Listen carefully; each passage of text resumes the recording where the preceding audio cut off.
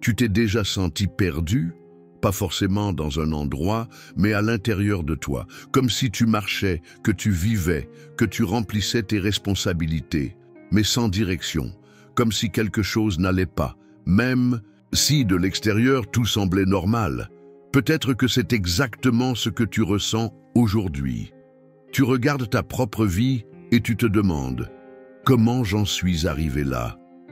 Tu ne sais pas vraiment quand tu as commencé à t'éloigner. Tu t'en es rendu compte seulement quand prier n'était plus naturel, quand lire la Bible te semblait lointain, quand la présence de Dieu devenait presque imperceptible, et puis ton cœur commence à se taire, ta foi se refroidit, ton âme devient lourde, mais même si tu te sens loin, il y a quelque chose que tu dois entendre.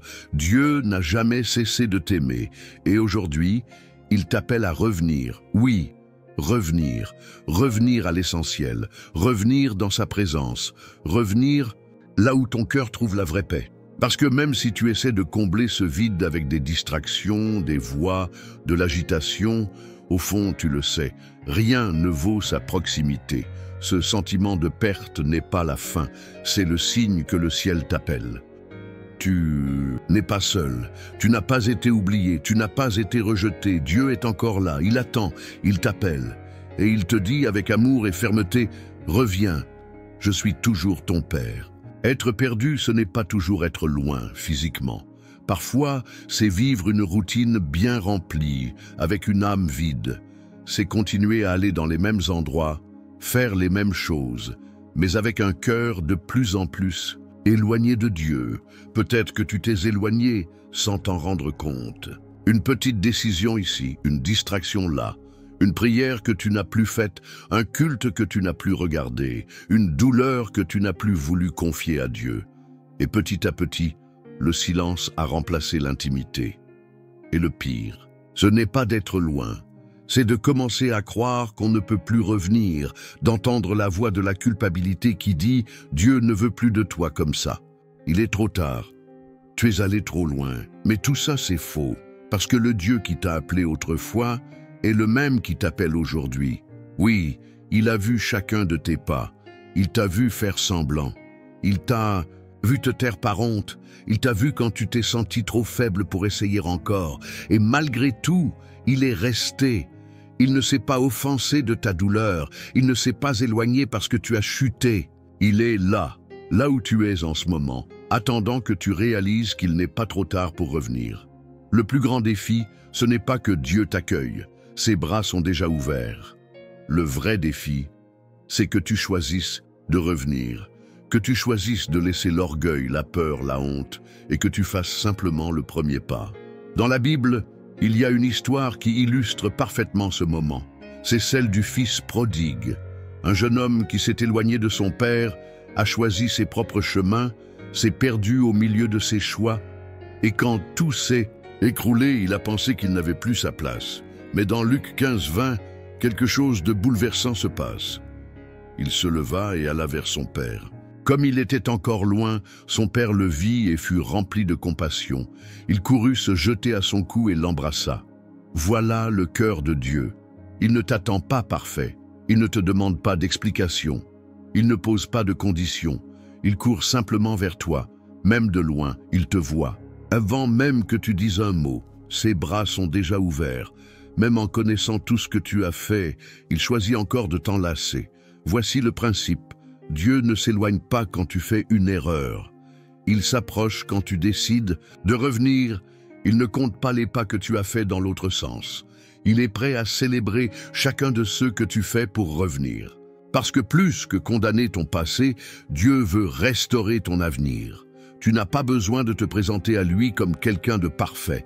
Il suffit d'être sincère, de faire le premier pas, de reconnaître « Père, j'ai besoin » de revenir. Et tout comme le fils prodigue, tu découvriras que l'étreinte de Dieu est toujours plus grande que toute culpabilité. Aujourd'hui, Dieu ne te fait pas de reproches. Il t'invite. Il t'invite à revenir, à recommencer, à déposer tes fardeaux et à revivre en communion avec lui. Mais pour ça, tu dois lui faire confiance. Croire qu'il te veut encore. Croire que malgré tout ce qui s'est passé, il voit toujours de la valeur en toi. Croire que sa grâce est plus grande que tes erreurs. Cette fois, peut-être qu'elle ne vient pas avec des émotions. Peut-être que tu ne ressens rien. Peut-être que tu entends tout ça avec un cœur froid, une âme silencieuse. Mais parfois, avoir la foi, c'est simplement croire sans ressentir. C'est faire un pas, même sans force. C'est dire oui, même sans comprendre. Faire confiance, c'est dire « Dieu, je ne sais pas comment revenir, mais j'en ai envie ».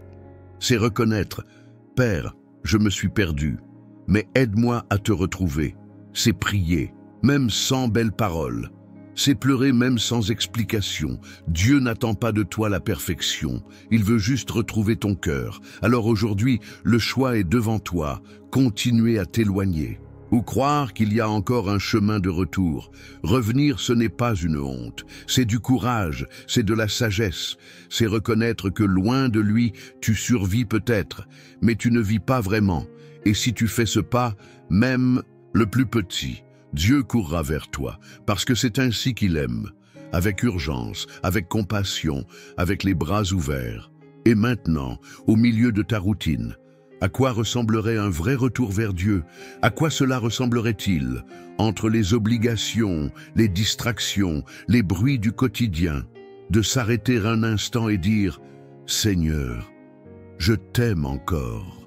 Aide-moi à revenir. » Revenir ne veut pas dire tout changer d'un coup. Ça veut dire faire de la place, se rappeler que Dieu veut encore faire partie de ta vie, pas comme un poids, mais comme une présence. Il veut réentendre ta voix. Même si ce sont des pensées vagues, même si ce sont des mots simples, en allant au travail, pendant une pause, dans le silence du soir.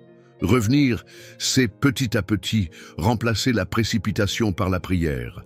C'est laisser la parole te reparler. C'est faire taire la peur et écouter cette voix qui a toujours été là, attendant le bon moment pour te ramener. Tu penses peut-être que tu ne sais plus prier, que tu n'as plus d'intimité avec lui. Mais qui a dit qu'il fallait tout savoir? Dieu veut juste ton vrai toi, ton présent. Il sait exactement où te retrouver. Et si tu ressens de la nostalgie de ce que tu vivais avant, c'est déjà Dieu qui te tire à lui. C'est déjà le Saint-Esprit qui touche ton cœur, te rappelant que sa présence est toujours accessible. Tu n'as pas besoin de tout régler aujourd'hui, mais tu peux commencer par une décision, ne plus ignorer cet appel, parce que Dieu ne te presse pas. Il t'attend. Dieu ne t'a jamais appelé à vivre une foi basée sur la peur. Il t'a appelé à vivre dans l'amour, la liberté et la promesse. Et même si tu t'es éloigné, ces promesses tiennent toujours. Dans Jean 6, 37, Jésus fait une déclaration puissante. « Tous ceux que le Père me donne viendront à moi, et je ne mettrai jamais dehors celui qui vient à moi. » Tu comprends ça? Jamais. Peu importe le temps qui est passé, peu importe jusqu'où tu es allé, si tu choisis de revenir, il t'accueillera.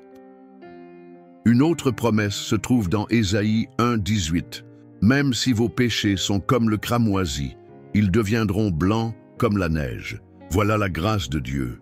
Ce n'est pas une question de combien tu as échoué, c'est une question de combien il t'aime, de sa capacité à restaurer tout ce qui semblait perdu. Dieu n'a pas abandonné ton histoire. Au contraire, il est en train de préparer ton retour. Et à chaque pas que tu feras, il sera là pour te fortifier, te renouveler, te guérir de l'intérieur. Il a promis de ne jamais t'abandonner. Il a promis que même si une mère oubliait son enfant, lui ne t'oublierait jamais. Ésaïe 49, 15. Ces promesses ne sont pas juste belles à lire. Elles sont vraies pour être vécues. Et aujourd'hui, tu peux choisir de marcher à nouveau dans cette vérité.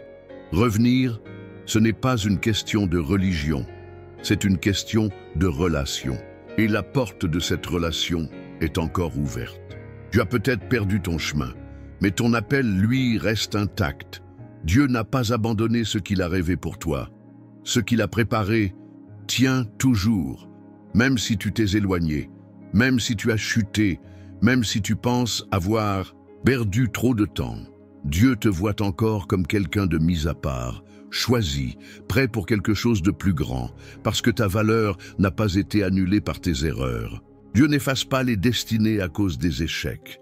Il restaure les chemins pour que tu puisses de nouveau vivre ce pourquoi tu es né. Tu sais ce que ça veut dire? Que tu n'es pas seulement appelé à revenir, tu es appelé à avancer, à être une réponse, à faire la différence, à porter l'amour de Dieu là où beaucoup sont encore perdus. Ce vide que tu ressens, ce n'est pas une punition, c'est la nostalgie de ton appel. C'est le manque de cette présence qui te donne un vrai sens. C'est Dieu qui te rappelle que loin de lui, tu peux peut-être réussir des choses, mais pas vivre avec un but. Et l'appel, ce n'est pas une question de position, de notoriété ou de reconnaissance. C'est vivre connecté au ciel, marcher dans des lieux ordinaires avec un cœur rempli de quelque chose d'éternel. Tu as un appel. Et c'est pour ça que Dieu te rappelle à lui. Parce qu'il sait, quand tu reviendras, tu retrouveras ta vraie mission.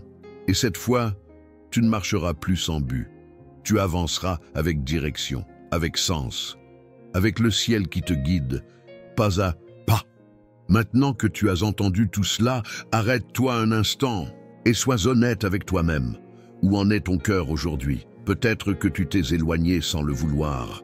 Peut-être que tu essaies encore de tout porter tout seul. Peut-être que tu vis comme si tu ne méritais plus de revenir. Mais Dieu ne te demande pas d'explication. Il t'offre un chemin de retour, un chemin d'amour, de nouveau départ, de guérison. Il te connaît.